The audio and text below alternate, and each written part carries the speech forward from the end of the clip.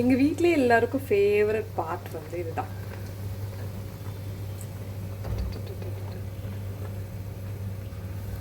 Actually குழம்பே கம்மியாக தான் இருக்குது.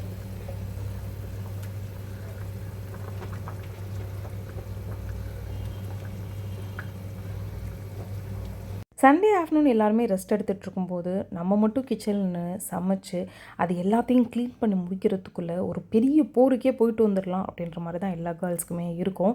ஸோ சண்டே மதியானம் ஃபிஷ் ஃப்ரை சாப்பிட்ணும், ஆனால் அதில் ஆயில் இருக்கக்கூடாது அப்படின்னு நினைக்கிறவங்களுக்கு இந்த ஏர் ஃப்ரையரில் சூப்பராகவே செஞ்சு சாப்பிட்லாம். இது ஒரு பெஸ்ட் சாய்ஸ் அப்படின்னே சொல்லுவேன்.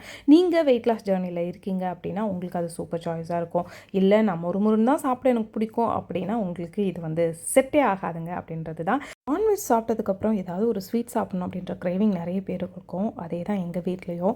ஸோ ஒரு சாக்லேட் மூஸ் பண்ணலாம் அப்படின்னு சொல்லிட்டு எக்கு, கொக்கோ பவுடர், அப்புறம் பால், ஹனி, வெனிலா எசன்ஸ் அப்படின்னு எல்லாத்தையுமே மிக்ஸ் பண்ணிவிட்டு கிரைண்ட் பண்ணி நம்ம அதை ஃப்ரீசரில் வச்சு எடுத்தோம்னா ஒரு சூப்பரான டேஸ்டியான சாக்கோ மோஸ் வந்து நமக்கு ரெடி ஆகிடும். ஸோ அதை தான் பண்ணிகிட்டு இருந்தேன்.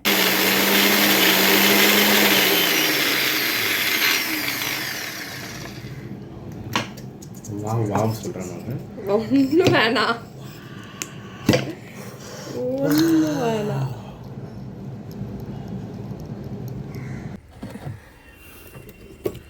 உங்கள் வீட் ஃப்ரீசர் நல்லா இருக்கு. ஆக்சுவலி நீங்கள் கஷ்டப்பட்டுலாம் இந்த டோரை வந்து திறக்கணும்னு அவசியம் கிடையாது. இப்படி எடுத்தாலே எங்கள் டோர் வந்துடும்.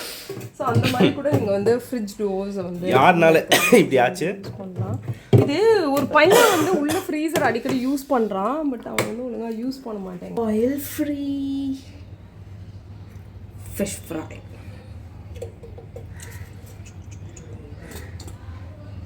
வீட்டில் இருக்க பெரியவங்களுக்கு, குழந்தைங்களுக்கு எக்ஸஸ் ஆயில் கொடுக்க வேணாம் அப்படின்னு யோசிச்சிங்கன்னா இந்த ஏர் ஃப்ரையர் வந்து சூப்பரான சாய்ஸ் அப்படின்னே சொல்லலாம்.